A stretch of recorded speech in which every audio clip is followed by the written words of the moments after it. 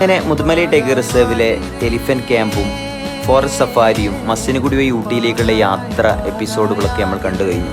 ഇനി നമ്മുടെ യാത്ര തുടരുന്നു. മുതുമലൈ ടൈഗർ റിസർവിനോടും തമിഴ്നാടിനോടും യാത്ര പറഞ്ഞുകൊണ്ട് ഈ റൂട്ടിൽ നേരെ പോയാൽ നമുക്ക് തൊട്ടടുത്ത സംസ്ഥാനമായ കർണാടക സ്റ്റേറ്റിലേക്കും അതേപോലെ കർണാടകത്തിലെ പ്രധാനപ്പെട്ട ഒരു വന്യജീവി സങ്കേതമായ ബന്ദിപ്പൂർ ടൈഗർ റിസർവിലേക്കുമുള്ള യാത്രയിലാണ് നമ്മളിപ്പോൾ. ഈ യാത്ര ഏറ്റവും കൂടുതൽ ഭംഗിയാക്കുന്നത് ഈ ഒരു റൂട്ടാണ്.